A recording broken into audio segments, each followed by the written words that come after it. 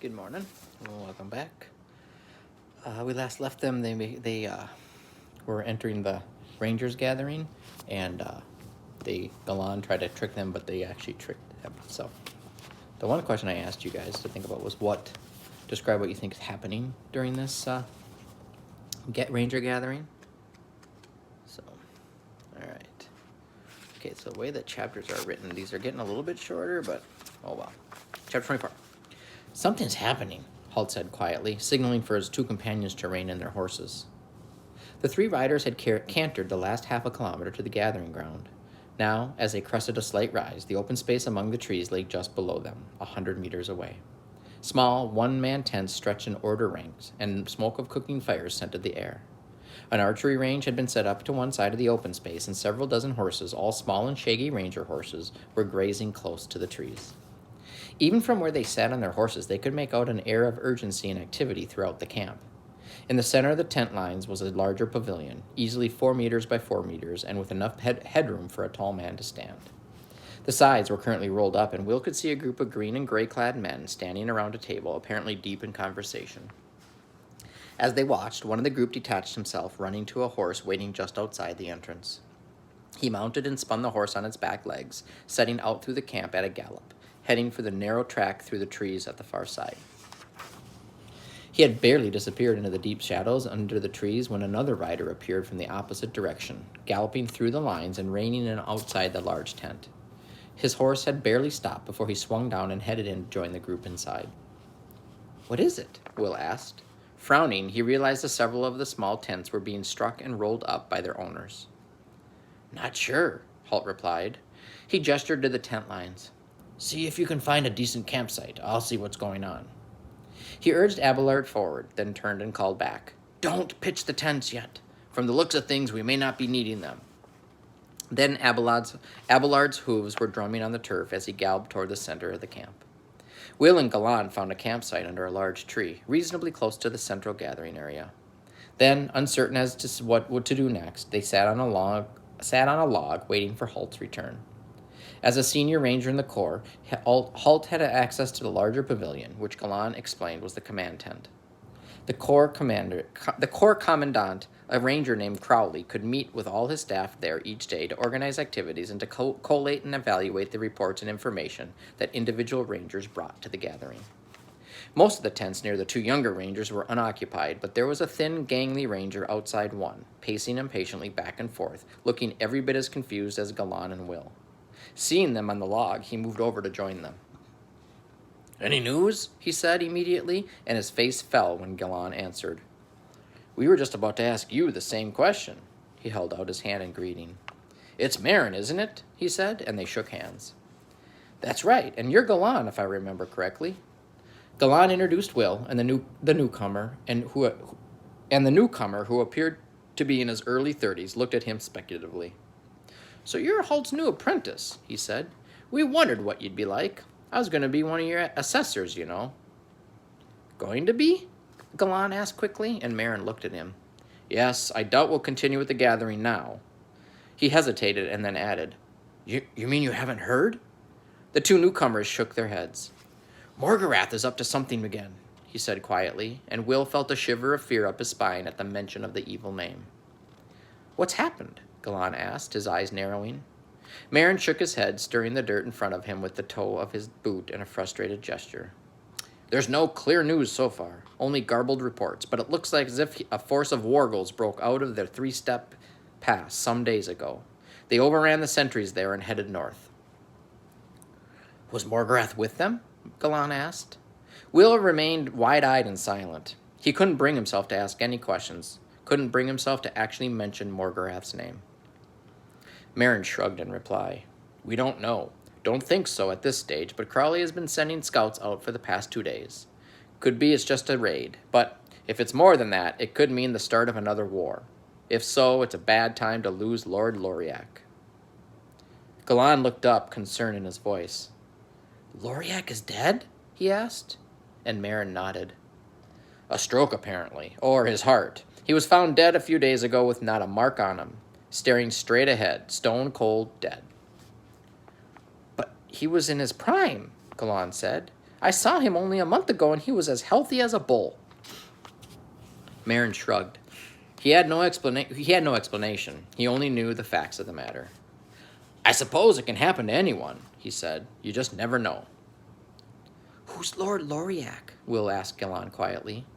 The young ranger shook his head thoughtfully as he answered. Loriac of Stendon. He was the leader of the king's heavy cavalry, probably our best cavalry commander. As Marin said, if there's war, he'll be sorely missed. A cold hand of fear closed around Will's heart. All his life, people had spoken in whispers of Morgarath, if they had spoken of him at all. The great enemy had assumed the proportions almost of myth, a legend from the old dark days. Now the myth was becoming reality once more, a comforting, terrifying reality. A confronting, terrifying reality. He looked at Galan for reassurance, but the young ranger's handsome face showed nothing but doubt and concern for the future. It was almost an hour before Holt rejoined them.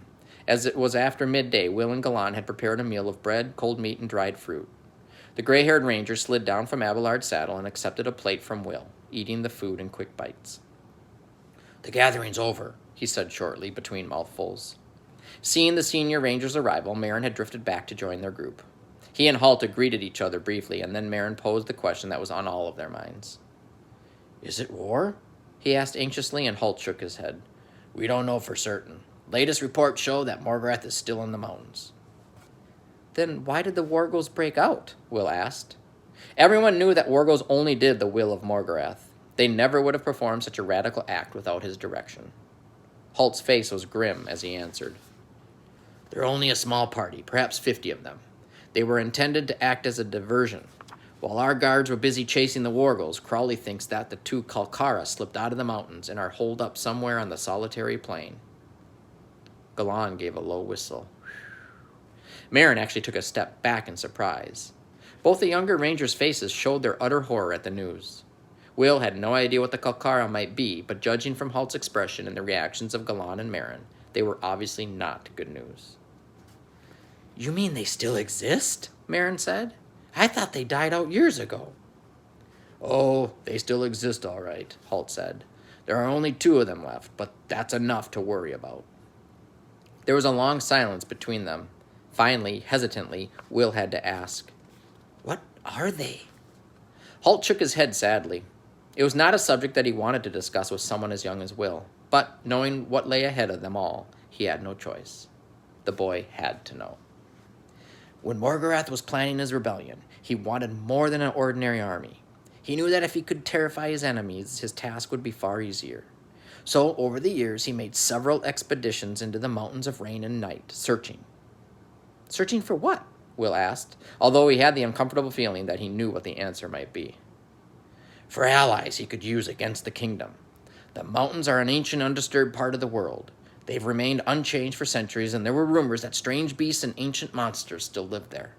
The rumors turned out to be all too true.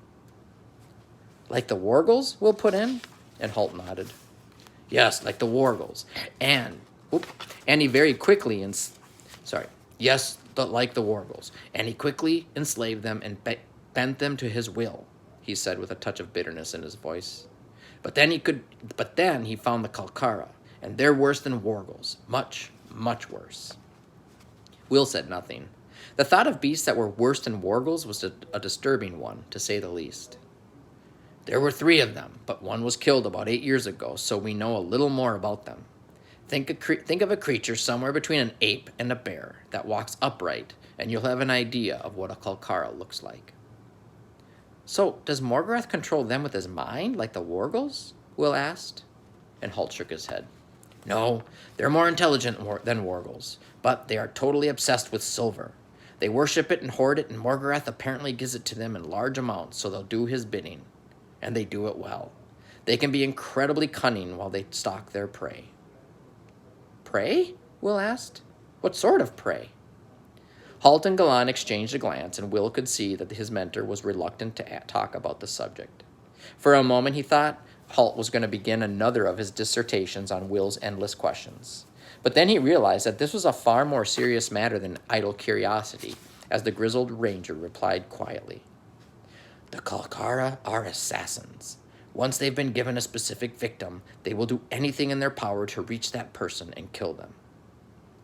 Can't we stop them? Will asked, his gaze shifting briefly to Halt's massive longbow and the bristling quiver of black arrows. They're very difficult to kill. They have a thick hair covering that's matted and bonded together so that it's almost like scales. An arrow will hardly penetrate. A battle axe or a broadsword is best against them, or a good thrust with a heavy spear might do the job. Will felt a moment of relief.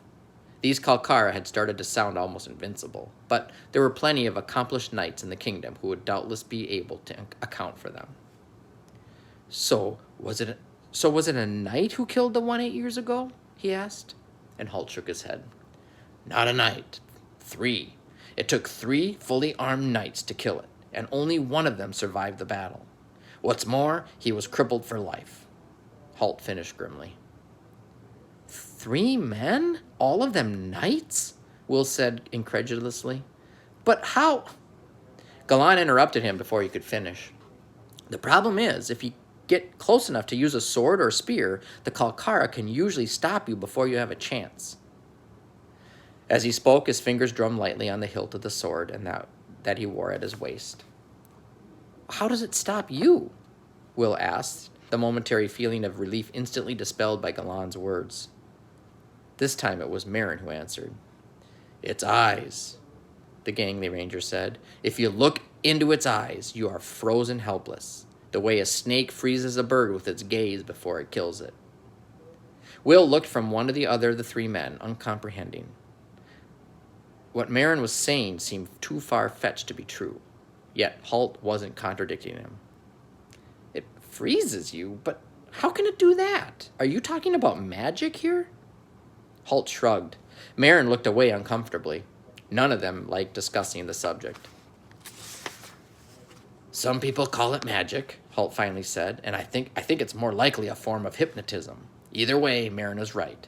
If a Kalkara can make you look into its eyes, you become paralyzed by sheer terror, unable to do anything to save yourself. Will glanced around anxiously as if expecting any moment to see an ape-bear creature charging out of the silent trees. He could feel panic growing in his chest. Somehow he had come to think of Halt as invincible, yet here he was seeming to admit that there was no defense against these vile monsters. Isn't there anything you can do? He asked in a hopeless voice. Halt shrugged. Legend has it that they are particularly vulnerable to fire. Problem is, as before, getting close enough to do any damage. Carrying a naked flame makes it a little difficult to stalk a Kalkara. They tend to hunt at night, and they can see you moving. Will found it difficult to believe what he was hearing. Halt seemed so matter-of-fact about it all, and Galan and Marin were obviously disturbed by his news. There was an awkward silence, which Galan broke by asking, What makes Crowley think that Morgareth is using them? Halt hesitated. He had been told Crowley's thoughts in private council. But then he shrugged. They all need to know about it sooner or later, and they were all members of the Ranger Corps, even Will. He's already used them twice in the past year, to kill Lord Northolt and Lord Loriak. The 3 younger men all exchanged puzzled glances, so he went on. Northolt was thought to be killed by a bear, remember? Will nodded slowly. He remembered now. On his first day as Halt's apprentice, the ranger had received news of the Supreme Commander's death. I thought at the time that Northolt was too skilled a hunter to be killed that way. Crowley evidently agrees. But what about Loriak? Everyone said it was a stroke. It was Marin who asked this question. Halt glanced at him briefly and then answered. You heard that, had you? Well, his physician was most surprised, said he had never been a healthier man. On the other hand, he paused and Galan finished the thought. It could have been the work of the Kalkara. Halt nodded. Exactly. We don't know the full effects of the freezing state they're developed. Maintained over a long enough time, the terror could well be enough to stop a man's heart. And there were vague reports that a large dark animal was seen in the area. Again, silence settled over the small group under the trees. Around them, rangers bustled to and fro, striking camp and saddling their horses. Halt finally roused them all from their thoughts. We'd best be moving, Marin. You'll need to return to your fief. Crowley wants the army alerted and mobilized. Orders will be distributed in a few minutes. Marin nodded and turned away toward his campsite. He paused and turned back. Something in Halt's voice, the way he had said, "You'll need to return to your fief," had made him think. "What about you three?" he said. "Where are you going?" Even before Halt answered, Will knew what he was going to say. But that didn't make it any less terrifying or blood-chilling when the words were said. "We're going after the Kalkara." Dun, dun, dun. That's an awesome place to stop. All right, see you later.